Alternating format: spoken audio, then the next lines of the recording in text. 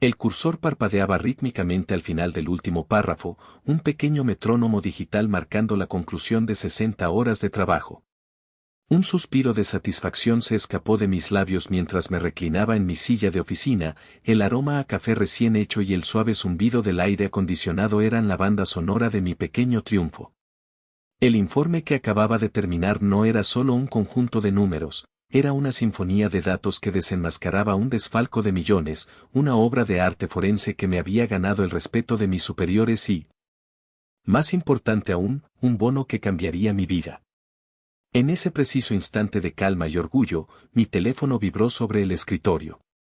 La pantalla se iluminó con una palabra que, en cualquier otra circunstancia, debería traer calidez: mamá. Un nudo familiar se formó en mi estómago.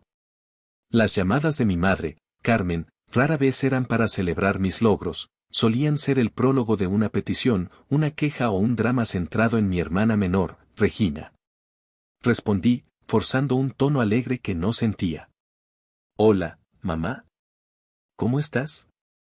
América, mi vida, qué bueno que contestas. Su voz era un jarabe espeso de dulzura y preocupación fingida. ¿Estás ocupada? No quiero molestarte. No, para nada. Justo terminaba algo importante del trabajo, dije, esperando, quizás ingenuamente, una pregunta de seguimiento, un mínimo interés. Ay, qué bueno, hija. Porque, fíjate que te llamo por algo, delicado, hizo una pausa dramática. Podía visualizarla al otro lado de la línea, sentada en el sofá de la casa familiar en San Nicolás, retorciéndose las manos. Es sobre una foto que subiste a tus redes. La nueva. El nudo en mi estómago se apretó. La foto. Era una simple foto de perfil profesional que me habían tomado en la empresa la semana pasada. Era la primera que publicaba desde mi transformación. Cabello rubio y luminoso, un traje sastre que me quedaba a la perfección, sin los gruesos lentes que habían sido mis compañeros desde la infancia, y una sonrisa que, por primera vez, se sentía genuina. ¿Qué tiene la foto, mamá?, pregunté, mi voz perdiendo un poco de su falsa alegría. Bueno, mi vida, es que, te ves, muy diferente, dijo, como si diferente fuera un sinónimo de monstruosa. Estás muy llamativa. Y ya sabes cómo son las tías, empiezan los comentarios. Pero no es por ellas que te llamo.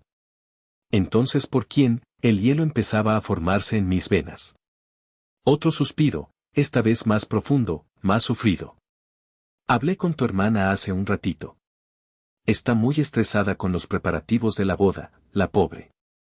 Y vio tu foto, y se preocupó un poco. ¿Preocupada? ¿Regina se preocupó por mí?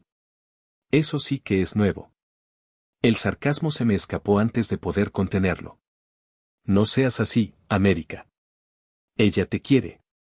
Solo que, bueno, me dijo que le parecía que estaba siendo un poquito, presumida, soltó la palabra. Y ahí estaba. La acusación. Presumida.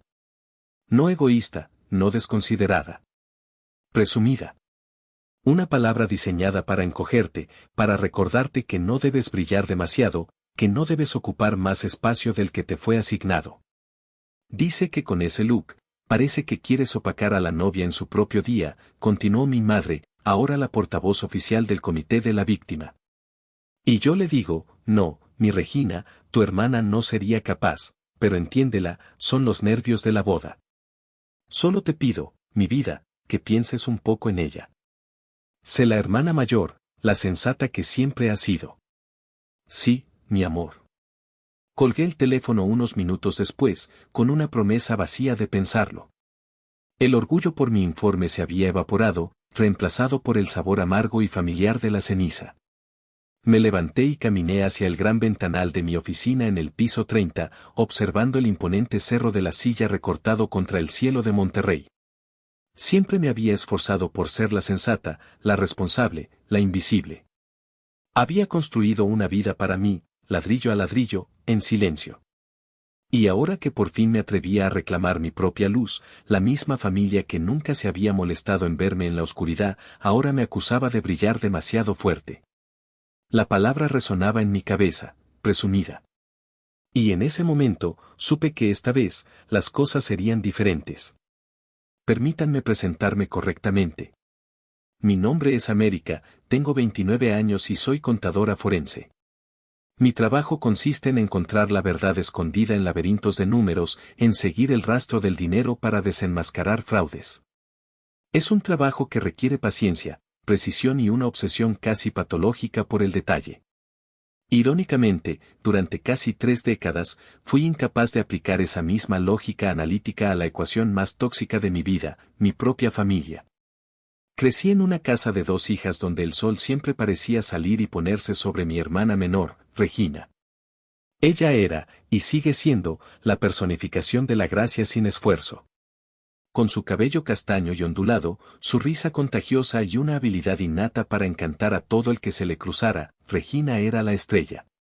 Yo, por otro lado, era la luna, silenciosa, constante y, en su mayor parte, invisible. Era la de las buenas calificaciones, la de las responsabilidades, la que usaba lentes gruesos y brackets durante una eternidad. Mis padres, Julio y Carmen, nunca dijeron explícitamente que la preferían a ella, pero no hacía falta. El favoritismo no se expresa con palabras, se manifiesta en acciones, en recursos, en atención. Es un lenguaje sutil que los niños aprendemos a descifrar antes que cualquier otro. A lo largo de los años, he acumulado una colección de agravios, pequeños y grandes actos de favoritismo que he guardado en un museo mental. Un lugar al que mi mente regresa en noches de insomnio, no por masoquismo, sino para recordarme que mi resentimiento no es producto de mi imaginación. Permítanme mostrarles 3 de las exhibiciones principales.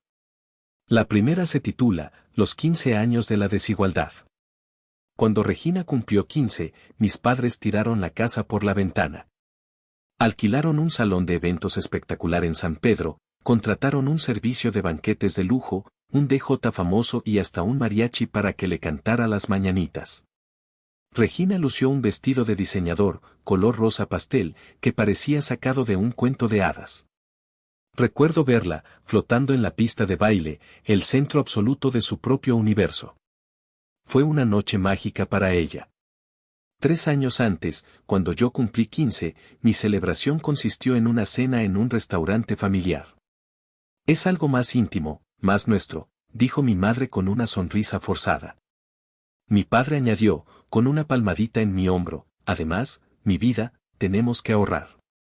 Con lo que cuestan tus brackets y tus lentes nuevos, no estamos para despilfarros. Llevé un vestido sencillo que compramos en una tienda departamental y mi único regalo grande fue la promesa de que pronto me quitarían los alambres de los dientes. Esa noche, mientras veía a mi hermana brillar bajo las luces, entendí la primera regla de nuestra casa: los sueños de Regina eran inversiones, mis necesidades eran gastos. La segunda exhibición la llamo, la graduación fantasma. Me gradué de la carrera de contaduría con mención honorífica. Fue uno de los días más importantes de mi vida. Me esforcé durante 5 años, sacrifiqué fines de semana y fiestas para obtener las mejores calificaciones. La ceremonia era un sábado por la mañana. Mis padres me habían asegurado que estarían allí, en primera fila. Pero el viernes por la noche, recibí una llamada. Era mi padre. Hija, no sabes la pena que me da, comenzó, y ya sabía lo que venía.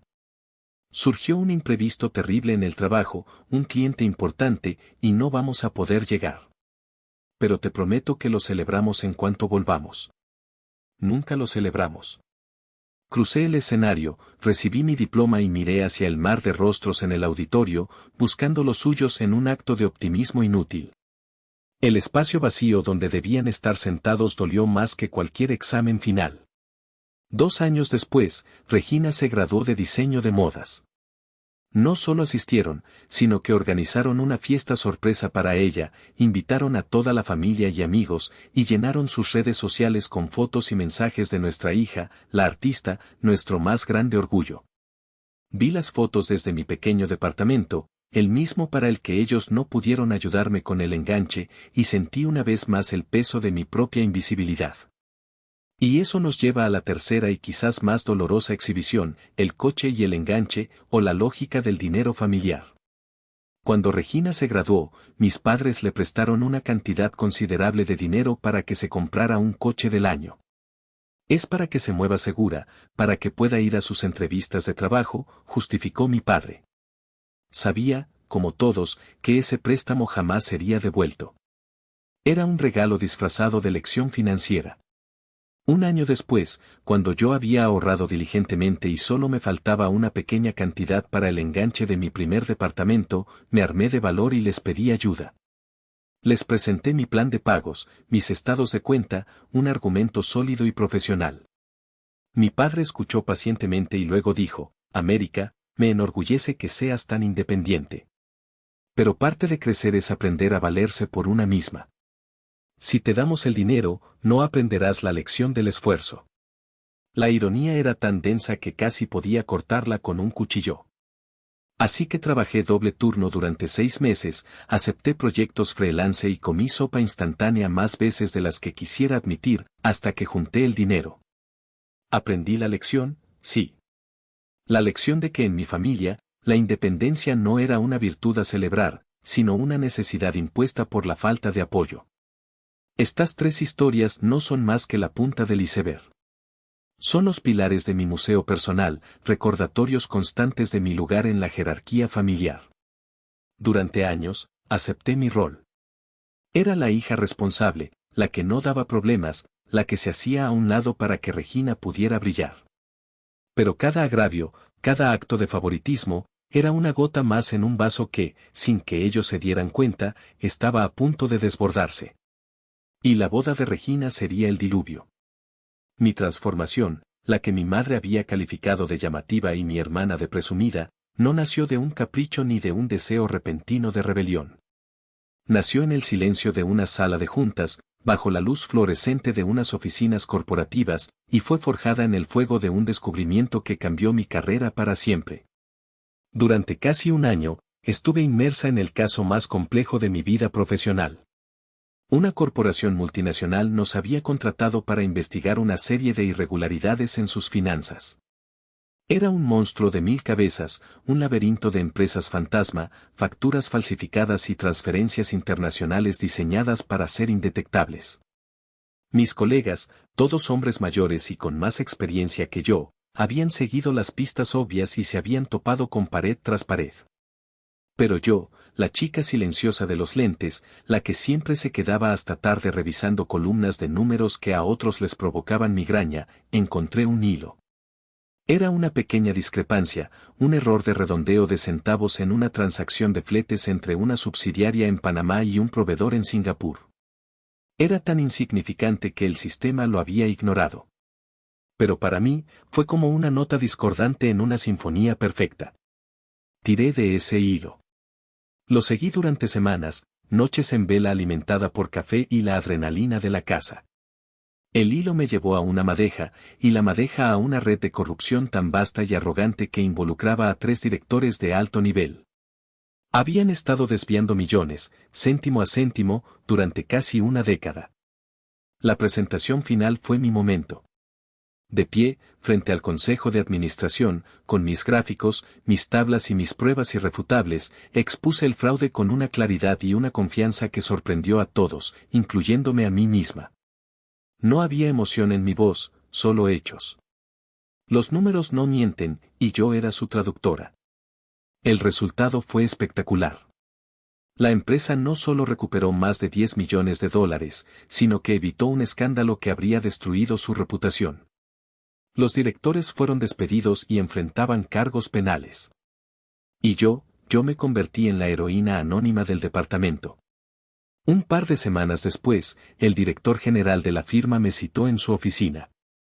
Esperaba una felicitación formal, quizás una placa. Lo que recibí me dejó sin aliento.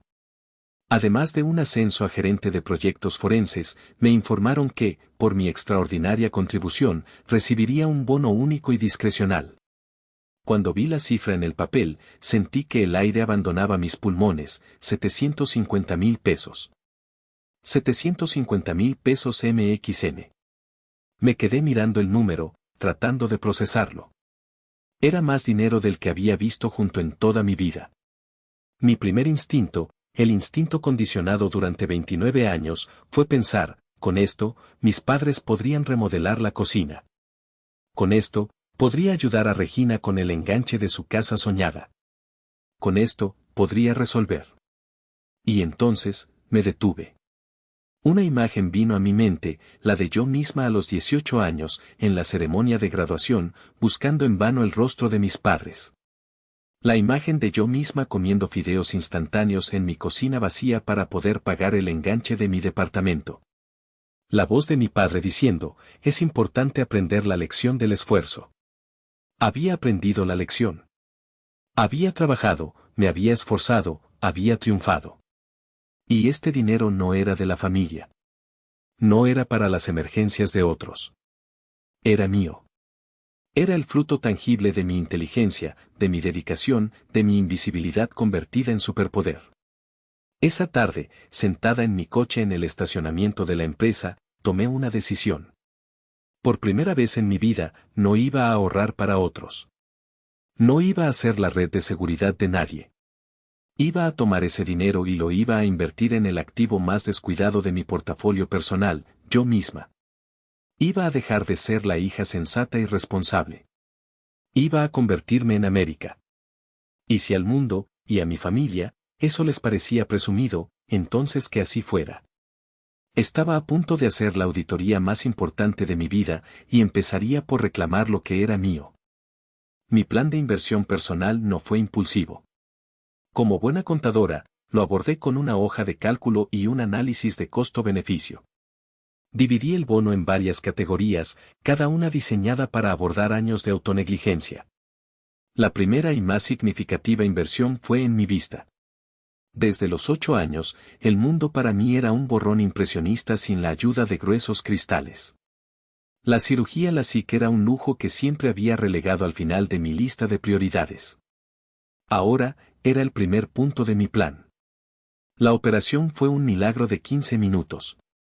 Al día siguiente, desperté y, por primera vez, pude ver los detalles de las hojas de los árboles al otro lado de mi ventana sin tener que buscar mis lentes a tientas. Ver el mundo con mis propios ojos, sin un filtro de por medio, fue simbólico. Era el comienzo de verme a mí misma de una forma nueva. La segunda inversión fue en mi imagen profesional y personal. Aquí es donde entró en juego mi tía Beatriz. Beatriz era la hermana menor de mi padre, la oveja negra de la familia. A los 20 años, se había hartado del ambiente sofocante de nuestra ciudad y de las expectativas familiares, y se había mudado a Guadalajara para montar su propia galería de arte. Era una mujer independiente, exitosa y con un sentido del estilo impecable. Era la única persona de mi familia que me llamaba para celebrar mis logros y que nunca me preguntaba por qué no tenía novio. La llamé una tarde, después de la cirugía. Tía, necesito tu ayuda, le dije sin rodeos.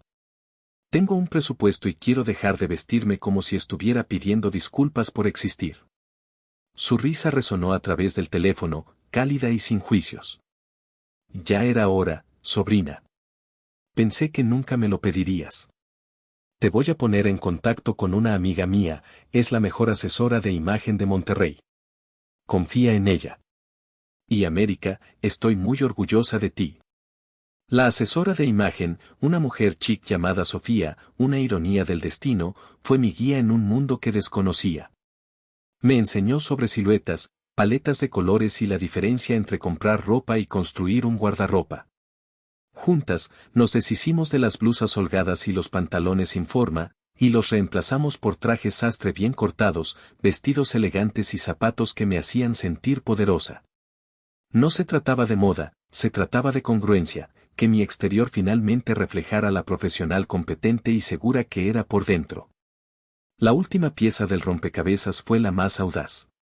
Con mi nueva visión y mi nuevo guardarropa, sentía que algo faltaba. Mi cabello, un castaño opaco y sin vida, era el último vestigio de la antigua América. En un impulso, entré en uno de los salones más exclusivos de la ciudad y pedí una consulta. El estilista, un artista dramático llamado Jean-Pierre, tomó un mechón de mi cabello entre sus dedos, me miró a los ojos a través del espejo y declaró, querida. Dentro de este capullo castaño hay una mariposa rubia esperando salir. ¿Me permites liberarla? 3 horas después, la mariposa había emergido. Me miré en el espejo y apenas me reconocí. El rubio no era estridente, era un balayage elegante y luminoso que enmarcaba mi rostro y hacía que mis ojos brillaran. Era audaz, era deliberado, era una declaración. Era la firma final en mi declaración de independencia personal. Por primera vez en mi vida, cuando me miraba en el espejo, no veía a la hermana de Regina, ni a la hija de Julio y Carmen. Veía a América. Y me encantaba lo que veía. Si esta historia está resonando contigo, si alguna vez te has sentido invisible o subestimado, por favor, dale un like a este video. No olvides suscribirte al canal y déjame un comentario diciéndome desde qué ciudad del mundo me estás escuchando. Cada comentario y cada suscripción ayudan a que estas historias lleguen a más personas que necesitan escucharlas. Muchas gracias por tu increíble apoyo. El campo de batalla elegido para el debut de la Nueva América fue la fiesta de compromiso de Regina y Damián. Se celebró en un restaurante de moda en San Pedro Garza García, de esos lugares con luces tenues, música lounge y precios que te hacen cuestionar tus decisiones de vida. El aire estaba cargado con el perfume caro de las invitadas y el murmullo de conversaciones superficiales. Era el hábitat natural de mi hermana. Llegué sola, deliberadamente 5 minutos tarde. Hice una pausa en la entrada, respiré hondo y entré. El efecto fue inmediato y exactamente como lo había anticipado. Las conversaciones se detuvieron a medias, las cabezas se giraron, y un silencio momentáneo se extendió por el área privada que habían reservado. Por un instante, fui el centro de atención, y por la expresión en los rostros de mi familia, era como si un extraterrestre hubiera aterrizado en medio de la fiesta. Llevaba un vestido de seda color esmeralda que se ceñía a mi cuerpo en los lugares correctos, tacones altos y mi cabello rubio peinado en ondas suaves. Era elegante, profesional y, sobre todo, era una declaración de intenciones. Mi madre fue la primera en recuperarse del shock. Se acercó a mí, con una sonrisa tensa pegada en el rostro. América, mi vida, estás aquí. Pero, qué diferente te ves. Me dio un beso en la mejilla que se sintió frío y distante. Sus ojos recorrían mi atuendo, mi cabello, mi rostro sin lentes, como si estuviera realizando un rápido inventario de mis pecados. Mi padre se acercó después, con una expresión de desconcierto. Vaya, América. Casi no te reconozco, dijo, con una risa nerviosa. Te ves, bien. Muy, moderna. La palabra moderna en su boca sonaba como un eufemismo de algo que no aprobaba del todo. Luego vino el encuentro que había estado anticipando con una mezcla de aprensión y una pizca de malicia. Regina y Damián se abrieron paso entre la multitud.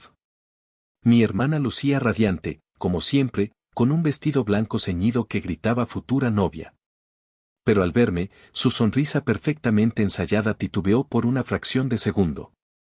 Sus ojos, del mismo color que los míos pero que siempre parecían brillar más, se abrieron de par en par antes de entrecerrarse sutilmente. América. Mi hermanita, exclamó con una alegría exagerada que no llegó a sus ojos. Me abrazó, un gesto rígido y breve. ¡Guau! ¡Qué cambio! Estás, espectacular. ¿Verdad, mi amor?, dijo, girándose hacia Damián. Damián, el prometido perfecto, me sonrió, una sonrisa tan blanca y pulida como sus carillas dentales. Era innegablemente guapo, con el tipo de encanto fácil que desarma a los padres y pone nerviosas a las hijas. Espectacular es poco, Regina. Tu hermana parece una estrella de cine, dijo, tomándome la mano para depositar un beso galante en ella. Sus ojos, sin embargo, contaban una historia diferente. Había un destello de algo que no pude identificar en ese momento, ¿sorpresa? ¿Evaluación? ¿O era nerviosismo? Luego, se inclinó un poco más cerca, bajando la voz a un susurro conspirador, pero lo suficientemente alto para que Regina lo oyera. Cuidado, Sophie, que tu hermana viene a robarse el show. Y ahí estaba. La primera piedra. Lanzada con una sonrisa, envuelta en el papel de una broma inocente, pero una piedra al fin y al cabo. Regina soltó una risita, pero fue un sonido frágil, sin alegría. Ay, no seas tonto, mi amor. Nadie podría opacarme hoy. Pero sí, hermanita, te luciste. El resto de la noche transcurrió de manera similar. Familiares y amigos de la familia se acercaban a felicitarme, pero sus cumplidos siempre llevaban un aguijón oculto. ¡Qué bárbara, América! ¿Quién es tu cirujano?, preguntó una tía con una sonrisa maliciosa. ¿Te sacaste la lotería o qué?, bromeó un primo. Cada comentario era una pequeña excavación, un intento de atribuir mi cambio a algo externo, un hombre, dinero fácil, cirugía, en lugar de a mi propio éxito y decisión. No podían concebir que la América silenciosa y estudiosa hubiera decidido, por sí misma, reclamar su lugar en el mundo. Observé a Regina y Damián durante toda la noche. Se movían por el salón como la realeza, aceptando felicitaciones, riendo, posando para las fotos. Parecían la pareja perfecta. Pero noté pequeñas grietas en la fachada. La forma en que la mano de Regina se apretaba en el brazo de Damián cada vez que alguien me miraba demasiado tiempo.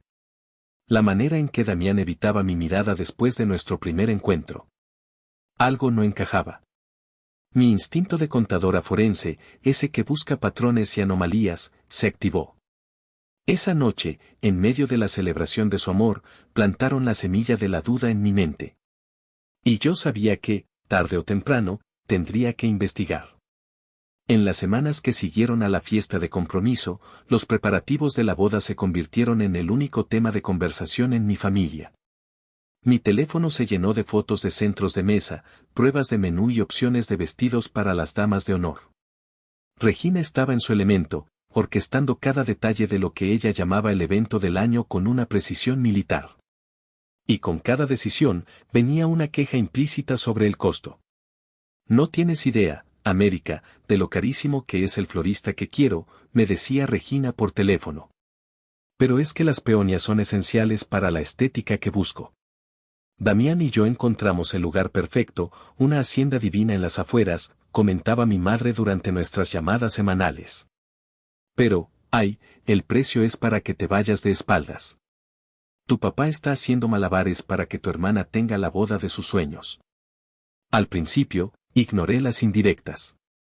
Asentía, ofrecía palabras de apoyo vacías y cambiaba de tema. Pero la presión comenzó a volverse más directa, más torpe. Se sentían con el derecho a mi éxito, como si mi bono fuera una especie de fondo familiar de contingencia del que podían disponer. La conversación más descarada ocurrió un domingo, durante la comida familiar obligatoria. Estábamos en el postre cuando mi padre, Julio, carraspeó y adoptó su tono de cabeza de familia. Bueno, familia, como saben, la boda de mi princesita se acerca, dijo, sonriéndole a Regina. Y queremos que todo sea perfecto. Damián es un buen muchacho, de buena familia, pero los tiempos son difíciles para todos. Sentí todas las miradas clavarse en mí. Era una emboscada perfectamente coordinada.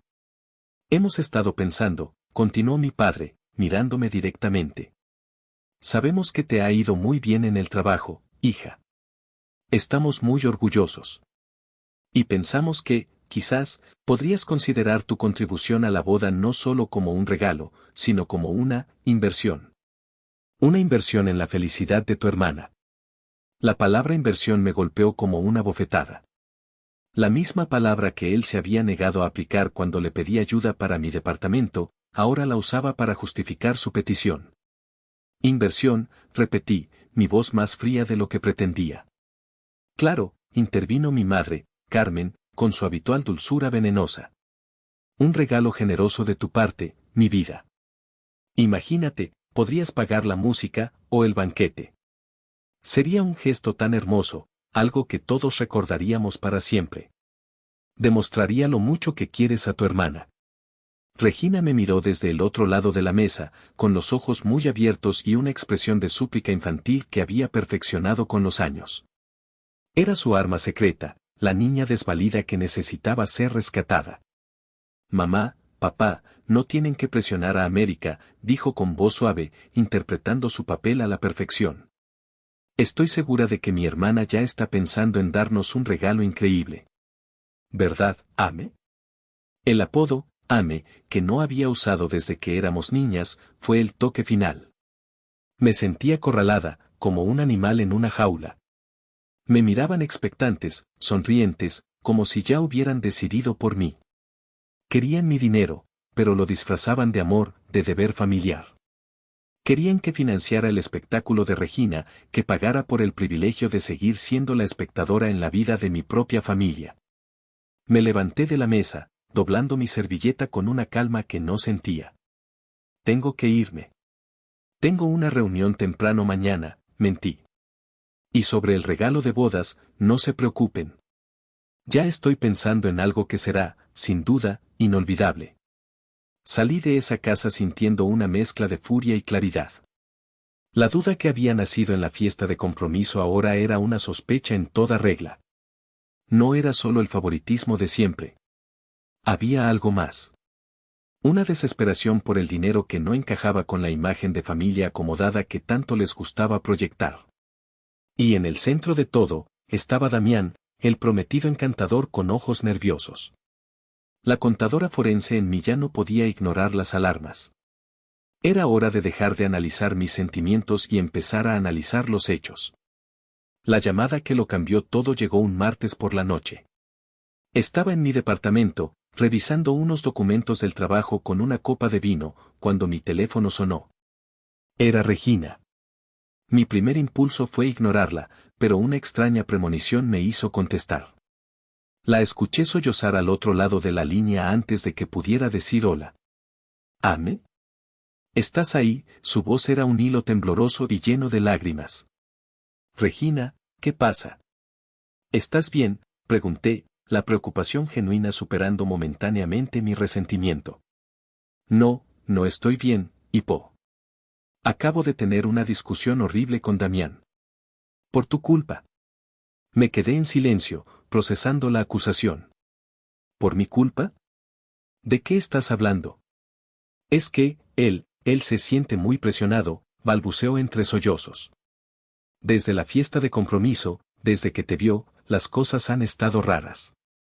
Hizo una pausa para tomar aire. Dice que se siente intimidado. Que con tu nuevo trabajo, tu nuevo look, que parece que te estás burlando de él. Que él debería ser el proveedor, el hombre exitoso, y que tú lo haces sentir, pequeño. Escuché el guión, la narrativa cuidadosamente construida, y casi me la creo. La historia del hombre con el ego frágil, amenazado por una mujer fuerte. Era un cliché, pero uno efectivo. Regina, eso es ridículo.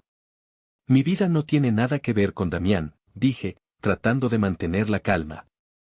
Para ti es fácil decirlo, exclamó, su voz subiendo de tono. Tú no eres la que se va a casar con él. Tú no tienes que lidiar con su inseguridad todas las noches. Él cree que lo hiciste a propósito, que cambiaste tu look justo antes de la boda para humillarlo, para demostrar que eres mejor. Eso es una locura, sentencié. Lo es. ¿O es que no te das cuenta de cómo te ven los demás? Su tono se volvió acusador. América, te lo voy a pedir como hermana. La única vez que te pediré algo así en la vida. Hubo una pausa cargada de drama. Por favor, por lo que más quieras, baja el tono de tu look para la boda. El aire se escapó de mis pulmones. ¿Qué? Sí. Tíñete el pelo de castaño otra vez. Usa uno de tus vestidos de antes, algo más, sencillo. Sin tanto maquillaje. Solo para la boda. Para que Damián se sienta cómodo. Para que yo pueda tener un día en paz. ¿Harías eso por mí? ¿Por la felicidad de tu única hermana? Colgué el teléfono sintiéndome vacía. La manipulación era tan flagrante, tan insultante. Y lo peor era que una pequeña parte de mí, la parte condicionada por años de complacer a los demás, casi consideró hacerlo. El deseo de paz, de ser la buena hermana, es una fuerza poderosa. Con el corazón hecho un nudo, marqué el número de la única persona que sabía que me daría una dosis de realidad sin azúcar. Mi tía Beatriz contestó al segundo tono. Le conté todo. La llamada, los sollozos de Regina, la petición absurda. Lloré de frustración mientras hablaba, desahogando meses de ira y dolor reprimidos. Mi tía escuchó en silencio, sin interrumpirme ni una sola vez. Cuando terminé, no me ofreció palabras de consuelo. No me dijo pobrecita.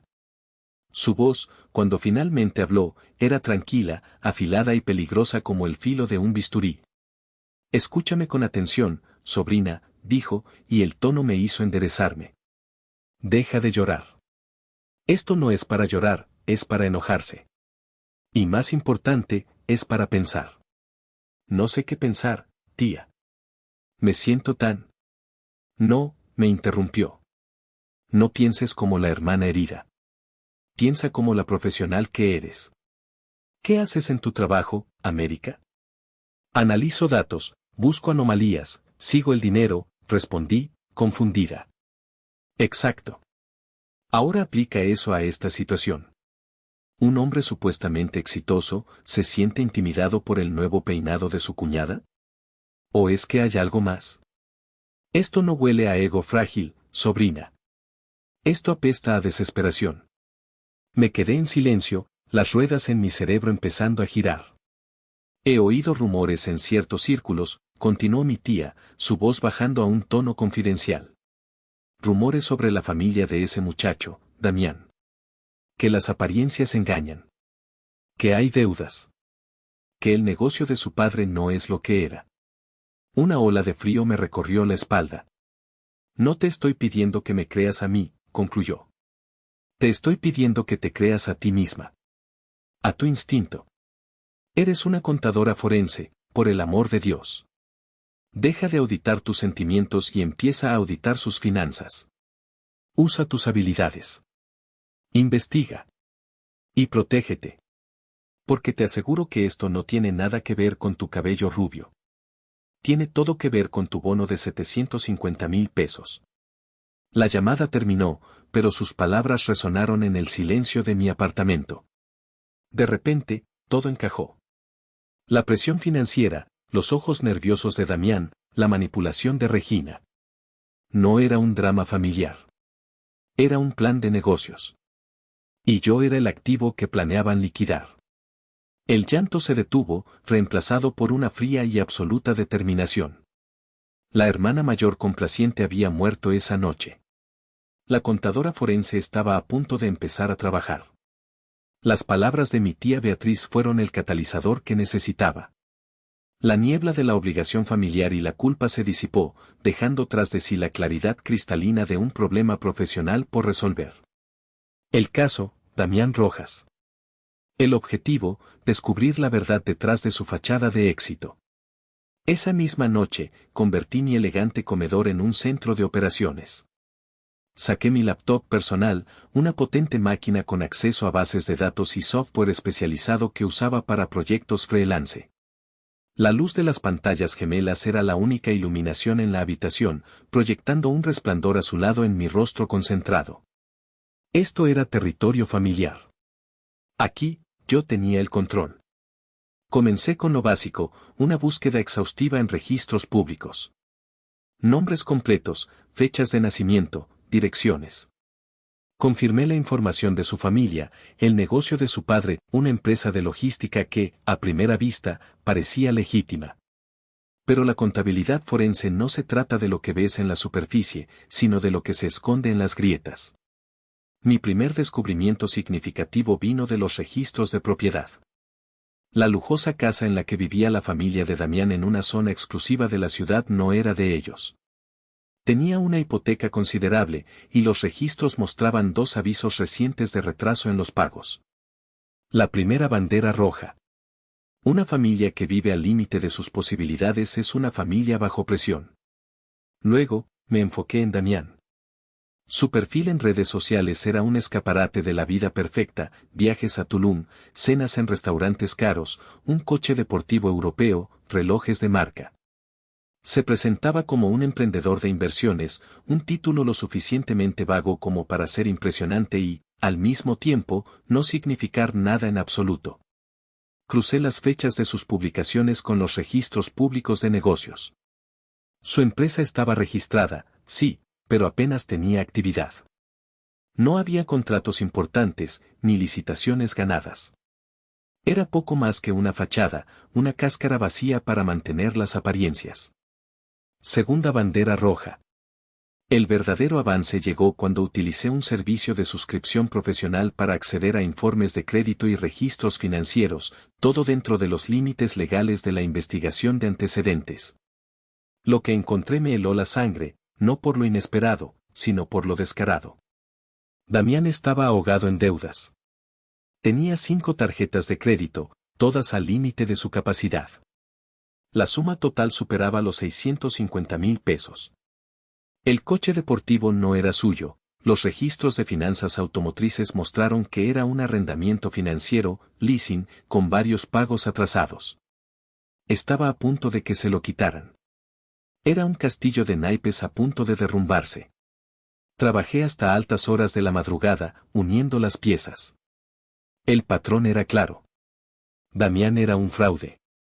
Un hombre que vivía muy por encima de sus posibilidades, financiando un estilo de vida de millonario con crédito y deudas. La boda con mi hermana no era una unión de amor, era su plan de rescate financiero.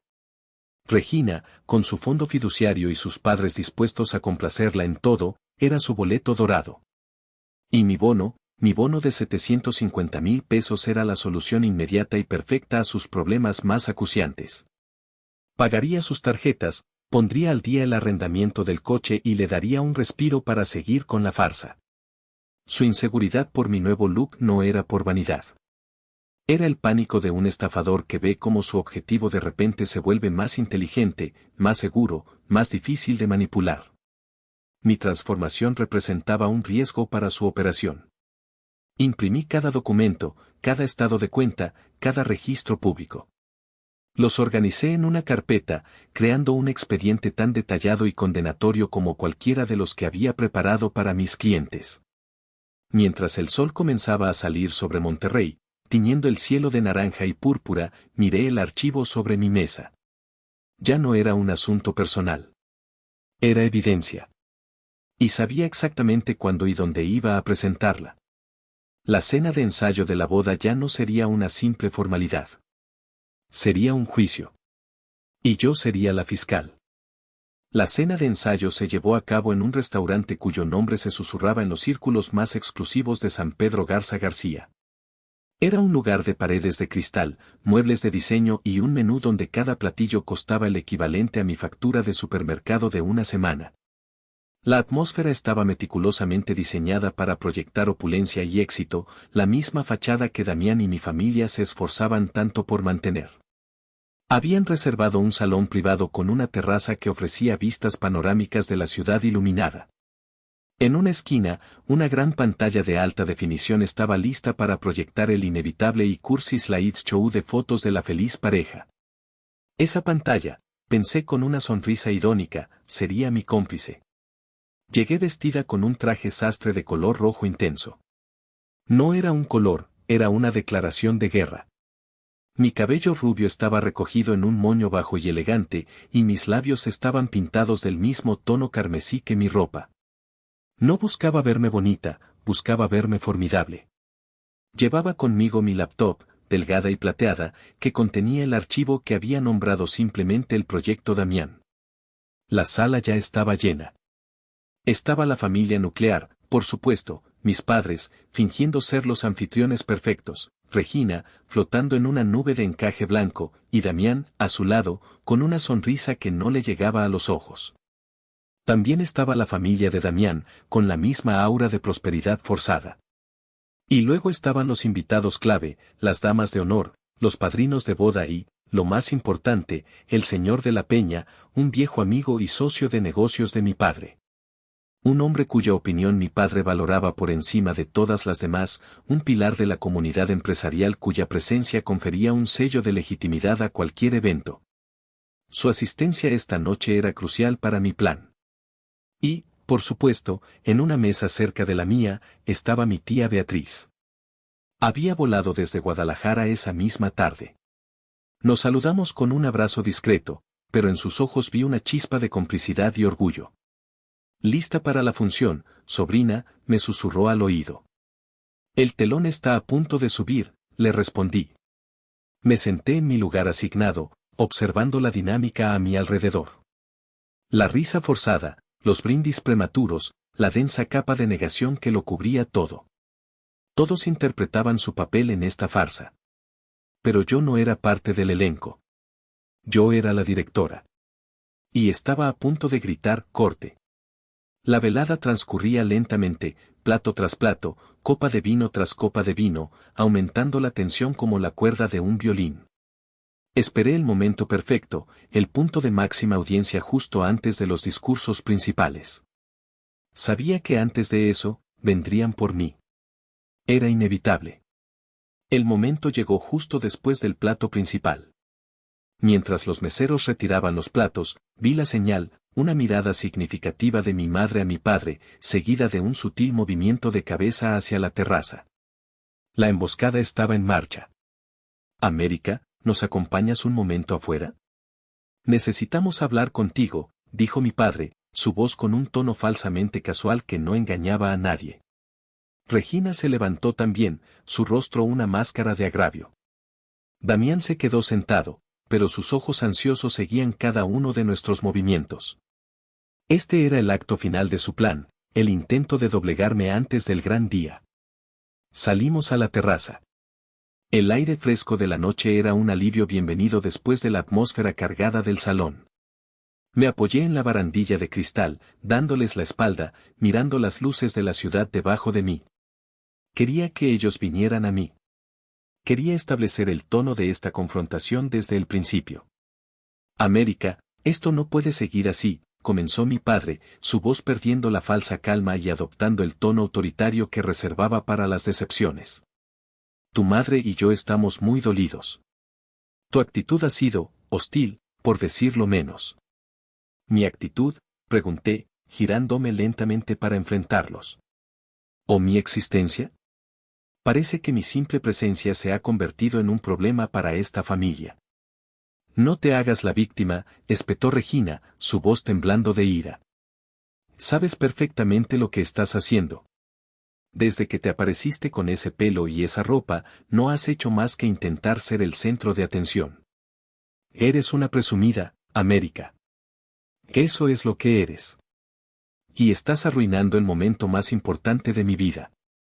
Las palabras, diseñadas para herirme, para hacerme sentir pequeña y culpable, rebotaron contra la armadura de certeza que había construido en los últimos días.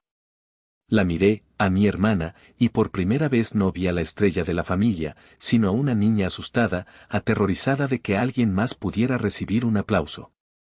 El momento más importante de tu vida, Regina, repetí, mi voz tranquila y mesurada, la voz que usaba en las salas de juntas. ¿O el acuerdo comercial más importante de tu vida? Mi madre jadeó. ¿Qué cosas dices, América? ¿Cómo te atreves? Me atrevo porque, a diferencia de ustedes, yo he hecho mi tarea, continué, mi mirada fija en Regina. He pasado mi vida entera haciéndome a un lado para que tú pudieras brillar. He aceptado ser la sombra para que tú pudieras ser el sol. Y nunca pedí nada a cambio.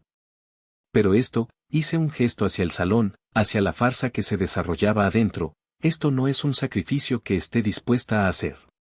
No voy a financiar una mentira. No sabes de lo que hablas, gritó Regina, sus ojos llenándose de lágrimas de rabia. Ah, ¿no? Entonces dímelo tú, Regina. ¿Qué es lo que realmente quieren de mí? No es que me tiña el pelo de castaño, ¿verdad? Es algo un poco más tangible. Algo que se puede depositar en un banco.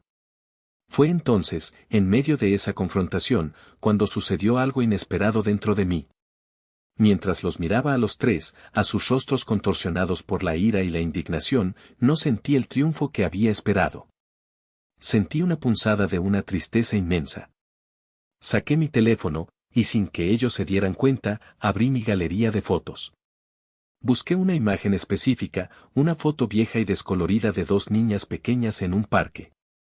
Una niña de cabello castaño y risa fácil, montada en un columpio, y una niña un poco mayor, con lentes gruesos, empujándola con todas sus fuerzas para que volara más alto. Éramos Regina y yo, a los 6 y 9 años. En un universo diferente, en una vida que nunca fue.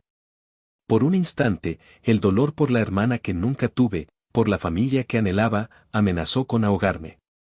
Una lágrima solitaria se deslizó por mi mejilla. Eran mi familia. Y estaba a punto de destruirlos. Mi madre vio la lágrima y su rostro se suavizó, interpretándola como una señal de rendición. Mi vida, ya ves, sabemos que en el fondo eres buena. Solo haz lo correcto. Ayuda a tu hermana. Esa frase, haz lo correcto, fue como un interruptor. La tristeza se evaporó, reemplazada por una claridad helada. Lo correcto. Lo correcto era protegerse. Lo correcto era exponer la verdad. Lo correcto era terminar con la farsa, sin importar el costo. Sequé la lágrima con el dorso de mi mano. Guardé el teléfono.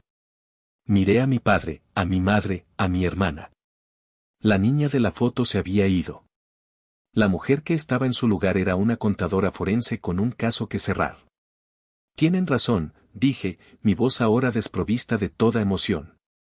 Es hora de hacer lo correcto. Y creo que todos en esa sala merecen saber cuál es la verdad. Me di la vuelta y caminé de regreso al salón, dejando atrás a mi familia, congelada en la terraza, con la primera semilla de pánico comenzando a brotar en sus ojos. Regresé al salón con una calma que contrastaba violentamente con la tormenta que se gestaba. Mi familia me siguió unos pasos atrás, sus rostros una mezcla de confusión e incipiente terror. Se sentaron en su mesa justo cuando mi padre, visiblemente alterado pero intentando mantener la compostura, se levantaba con su copa en la mano para iniciar los discursos. Buenas noches a todos, comenzó, su voz un poco más alta de lo normal. Quisiera agradecerles por acompañarnos en esta noche tan especial para celebrar el amor entre mi hija, Regina, y este joven maravilloso, Damián. Mientras él hablaba, yo me levanté de mi asiento, mi laptop en la mano. Caminé con paso firme y deliberado hacia la gran pantalla de proyección, donde un técnico estaba listo para poner el slideshow de fotos. Disculpa, le dije en voz baja pero firme. ¿Me permites un momento? Necesito conectar mi equipo. Tengo un regalo de bodas que me gustaría presentar. El técnico, sorprendido, asintió y me ayudó a conectar el cable HDMI.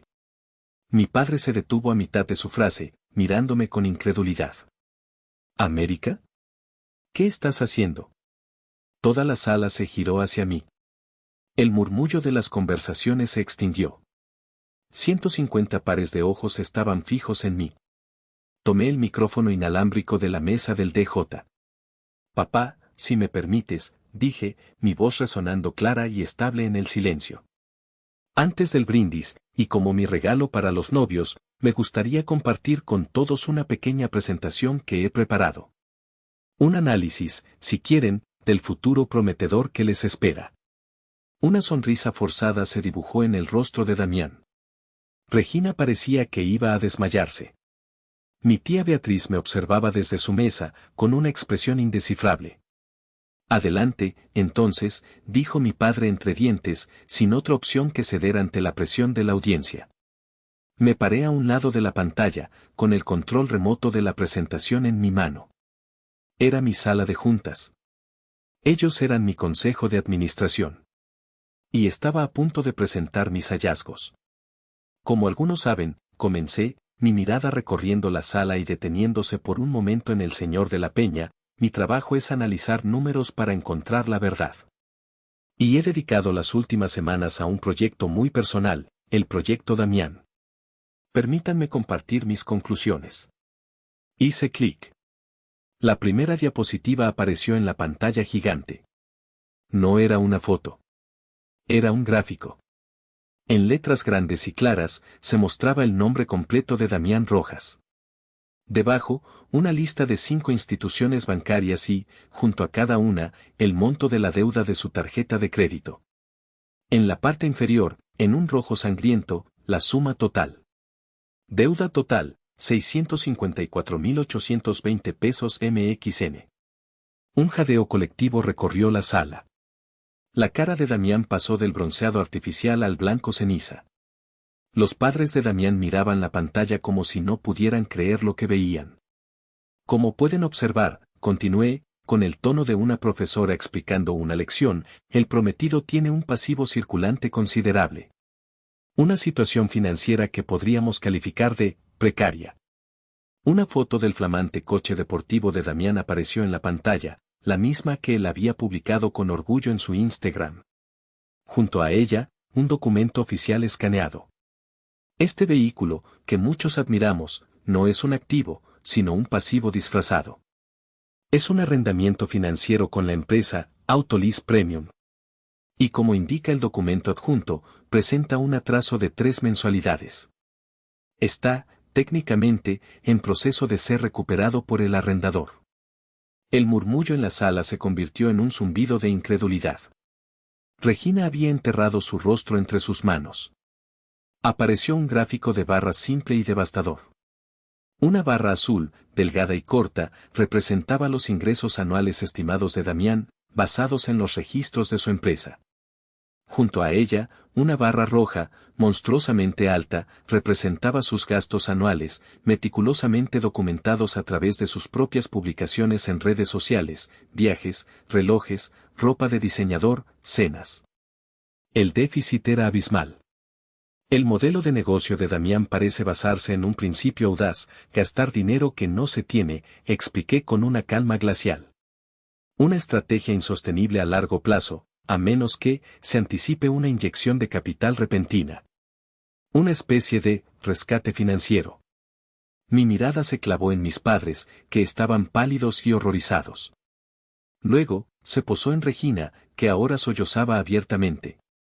Finalmente, me enfrenté a Damián. Él me miraba con puro odio, su fachada completamente destrozada. Estaba listo para la diapositiva final. El golpe de gracia. Clic. La pantalla se quedó en negro por un segundo, y luego apareció un texto simple, en letras blancas y enormes. No era un número, ni un gráfico. Era una pregunta. ¿El verdadero regalo que esperabas, Damián, es mi bono de 750,000 pesos MXN o el amor de mi hermana? El silencio que siguió fue absoluto, pesado, sofocante. Era el silencio de una bomba que acaba de detonar. Cada persona en esa sala entendió perfectamente la implicación. La estafa, la manipulación, la verdad desnuda y brutal estaba proyectada para que todos la vieran. Dejé caer el micrófono sobre la mesa. El sonido metálico resonó en la quietud. Mi trabajo aquí había terminado. La presentación había sido un éxito. El silencio se rompió, no con un murmullo, sino con un grito. Y mentirosa, aulló Regina, poniéndose de pie de un salto, su rostro rojo y manchado de rímel. Eres una bruja. Estás celosa. Siempre has estado celosa de mí. Damián, por su parte, parecía haber perdido la capacidad de hablar. Se quedó sentado, paralizado, con la boca ligeramente abierta, su mirada saltando de la pantalla a mi rostro, como un animal atrapado en los faros de un coche. Fueron sus padres quienes reaccionaron primero. Su madre se levantó, temblando, y se acercó a nuestra mesa. ¿Cómo te atreves a humillar a mi hijo de esta manera?, siseó, su voz llena de veneno. Esto es una calumnia. Señora, respondí con una calma que la desarmó. Cada dato en esa pantalla está respaldado por documentos públicos. Si gusta, puedo enviarle el archivo completo con las fuentes. Como contadora, la veracidad de la información es mi prioridad. Mi respuesta, tan profesional y desprovista de emoción, pareció romper el hechizo de Damián. Se puso de pie de un tirón, tirando su silla hacia atrás con un estruendo. Tú no sabes nada, me gritó, señalándome con un dedo tembloroso. Esto es un ataque personal. Estás intentando destruirnos. No, Damián, dije, mirándolo directamente a los ojos. Yo no estoy destruyendo nada. Solo estoy presentando el informe de auditoría. Los resultados, al parecer, no son favorables. Fue entonces cuando la atención se desvió de mí y se centró en la verdadera crisis. Regina se volvió hacia Damián, sus sollozos convertidos en una furia helada. ¿Es verdad?, le preguntó, su voz peligrosamente baja. Todo eso, es verdad. Regina, mi amor, por favor, es un malentendido. Ella está manipulando las cosas, balbuceó él, intentando tomar su mano. Pero Regina la apartó como si quemara. No me toques, gritó. Me mentiste. Nos mentiste a todos. Me hiciste quedar como una idiota. La pelea que siguió fue un espectáculo digno de una telenovela. Se gritaron acusaciones frente a todos los invitados, que observaban la escena con una mezcla de horror y fascinación morbosa. Salieron a relucir mentiras, promesas rotas y la verdadera naturaleza de su relación, una transacción comercial disfrazada de romance.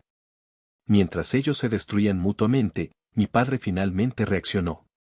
Se acercó a mí, su rostro pálido de ira. Mira lo que has hecho, susurró con ferocidad. Has destruido a esta familia. La has humillado frente a todos nuestros amigos. Espero que estés contenta. No estoy contenta, papá, le respondí, mi voz sin un ápice de culpa. Estoy libre. Y por primera vez, tú también estás viendo la verdad, aunque no te guste. El señor de la Peña se levantó de su mesa, se acercó a mi padre, le puso una mano en el hombro y dijo en voz baja pero audible, Julio, creo que será mejor que nos retiremos. Tienes asuntos más importantes que atender. La decepción en su voz fue, para mi padre, quizás el golpe más duro de la noche. La cena de ensayo terminó en un caos de invitados incómodos escabulléndose hacia la salida, de familias enfrentadas y de los sueños de mi hermana hechos añicos en el suelo de un restaurante caro. La boda, como era de esperar, fue pospuesta indefinidamente, un eufemismo para cancelada en medio de un escándalo monumental. Yo recogí mi laptop, me despedí con un gesto de cabeza de mi tía Beatriz y salí a la noche fresca de Monterrey, dejando atrás las ruinas. Los días que siguieron a la presentación fueron de un silencio ensordecedor. Mi teléfono, que antes se inundaba con las trivialidades de la boda, ahora permanecía mudo. Imaginaba las frenéticas llamadas entre mis padres y la familia de Damián, las explicaciones incómodas a los invitados, el lento y doloroso proceso de desmontar una boda que nunca sucedería. Yo me mantuve al margen, envuelta en una extraña sensación de calma. Había detonado la bomba, ahora solo quedaba observar las ondas expansivas. La llamada inevitable llegó el miércoles por la tarde. Era un número desconocido, pero sabía quiénes eran. Contesté y puse el altavoz. América, la voz de mi padre sonaba cansada, derrotada. Soy yo, respondí. Tu madre y yo estamos aquí. Queremos hablar contigo. Los escucho. Hubo una pausa, y luego mi madre tomó la palabra, su voz temblorosa de una ira mal contenida. No sé ni por dónde empezar. La vergüenza, América. La humillación que nos has hecho pasar no tiene nombre. El señor de la Peña ni siquiera nos toma las llamadas. Has hecho de nuestra familia el hazmerreír de toda la ciudad. ¿Su familia? Pregunté, mi tono neutro, analítico. ¿O su reputación? Seamos precisos con los términos. Es lo mismo, exclamó mi padre. Has sido cruel. Despiadada. Podrías haber hablado con nosotros en privado. Pero no, tenías que montar un circo, tenías que vengarte. Interesante que lo veas como una venganza, reflexioné en voz alta. Yo lo veo como una presentación de hechos. Hechos que, convenientemente, todos ustedes decidieron ignorar. La información sobre Damián estaba ahí, disponible. Simplemente eligieron no verla porque no encajaba con la narrativa que querían. Él amaba a tu hermana, sollozó mi madre. Y fue entonces cuando supe que el poder había cambiado de manos para siempre. Antes, sus lágrimas me habrían llenado de culpa. Sus acusaciones me habrían hecho dudar de mí misma. Pero ahora, las escuchaba con la distancia de un auditor revisando un informe defectuoso. Su lógica era emocional, defectuosa, basada en ilusiones. La mía estaba basada en datos. Permíteme que haga un resumen ejecutivo de nuestra situación familiar, ya que parece que hay confusión, dije, mi voz adoptando la cadencia tranquila y metódica de mis presentaciones de trabajo. Durante 29 años, el portafolio de esta familia ha tenido un activo principal, Regina. Todas las inversiones, emocionales y financieras, se han dirigido a ella. Yo, por otro lado, he sido clasificada como un activo de bajo rendimiento y bajo mantenimiento. Se esperaba que generara mis propios ingresos sin requerir capital inicial. No hables así de tu hermana y de ti misma, interrumpió mi padre. Déjame terminar, dije con una autoridad que lo silenció. Recientemente, mi estatus cambió. El activo de bajo rendimiento recibió una inesperada inyección de capital de 750,000 pesos. De repente, me volví relevante para el portafolio. Al mismo tiempo, el activo principal, Regina, estaba a punto de fusionarse con una entidad externa, Damián Inc., que resultó ser insolvente y fraudulenta. El plan de negocios, al parecer, era que mi capital inesperado se utilizara para rescatar esa fusión fallida. Mi error, continué, fue haber realizado una auditoría previa, un due diligence, como lo llamamos en mi campo. Y los resultados, como ya vimos, fueron catastróficos. Mi presentación en la cena no fue un acto de crueldad. Fue la publicación obligatoria de un informe de auditoría adverso que la junta directiva, es decir, ustedes, se negaba a leer. Hubo un silencio total al otro lado de la línea. Les había hablado en el único idioma que entendían, el de los negocios, el estatus y el dinero. Les quité el poder de hacerme sentir culpable al reformular el drama familiar como un simple caso de mala gestión financiera. Las emociones son subjetivas, concluí. Pero los números, papá, mamá, los números no mienten. Y con eso, colgué. Por primera vez en mi vida, yo había tenido la última palabra. Pensé que esa sería la última vez que hablaría con ellos. Estaba equivocada. La estocada final, la que cortaría el último hilo de duda que pudiera quedar en mi corazón, llegó una semana después. Fue una llamada de Regina. Su número apareció en mi pantalla y, por un momento, dudé en contestar. Pero la curiosidad, el deseo de cerrar el archivo por completo, fue más fuerte. Su voz no era llorosa ni furiosa. Era fría, vacía, desprovista de toda emoción. Hola, América, dijo. Regina, respondí. Solo llamo para decirte que espero que estés feliz, continuó, su tono monótono.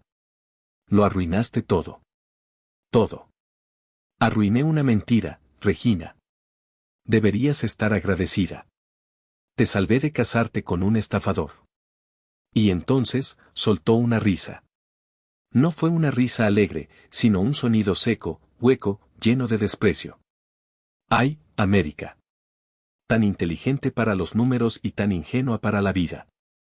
¿De verdad crees que no lo sabía? Mi corazón se detuvo por un segundo. ¿Qué? Claro que lo sabía, confesó, y en su voz no había rastro de vergüenza, solo la irritación de alguien cuyo plan bien trazado había sido desbaratado. Sabía que tenía deudas. No sabía cuántas, exactamente, pero sabía que estaba en problemas. No soy estúpida. Entonces, ¿por qué? Logré preguntar, mi mente luchando por comprender la magnitud de su engaño. Porque teníamos un plan, tonta, espetó. Un plan muy simple. Nos casábamos, él conseguía el estatus de estar en nuestra familia, y luego, poco a poco, con la ayuda de mis papás, y la tuya, claro, lo íbamos a rescatar. Íbamos a pagar sus deudas, a invertir en su negocio. En un par de años, todo estaría arreglado y tendríamos la vida perfecta. Pero tú tenías que llegar a jugar a la detective. Tenías que arruinarlo todo con tu estúpida verdad. La confesión me golpeó con la fuerza de un puñetazo en el estómago. Nunca se trató de amor. Nunca se trató de ser engañada. Fue un complot deliberado. Y yo no era solo la inversora reacia, yo era la víctima designada desde el principio. Así que todo, la petición de que cambiara mi look, los lloriqueos, todo fue una actuación, dije, más como una afirmación que como una pregunta. Obviamente, respondió con desdén. Pero tú y tu nuevo ego no podían soportar no ser el centro de atención. Felicidades, América. Ganaste. Te quedaste con tu dinero. Espero que te haga muy feliz en tu vida solitaria. Y con eso, colgó. Cierre. La historia termina, pero mi vida apenas comienza.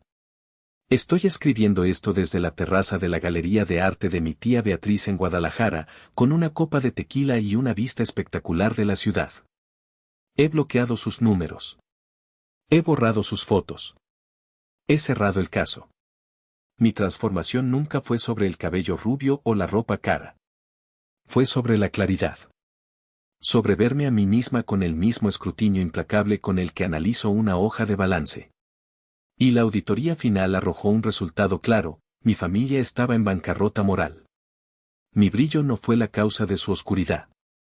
Simplemente fue la luz que la expuso. Ahora les pregunto a ustedes, la gente que ha escuchado mi historia con tanta paciencia. Sé que la forma en que lo hice fue dramática, que fue pública y que fue brutal. Pero, díganme, ¿me equivoqué al exponer la verdad para protegerme? Gracias por acompañarme hasta el final de esta historia. Si te ha gustado, si te ha hecho sentir algo, te agradecería enormemente que le dieras un like, que lo compartieras y, si aún no lo has hecho, que te suscribas al canal para no perderte ninguna de las historias que están por venir. Si están disfrutando de este relato, me darían una alegría muy grande si presionan el botón de hipear. Su apoyo significa muchísimo para mí y me anima a seguir buscando historias para ustedes. Muchas gracias de corazón.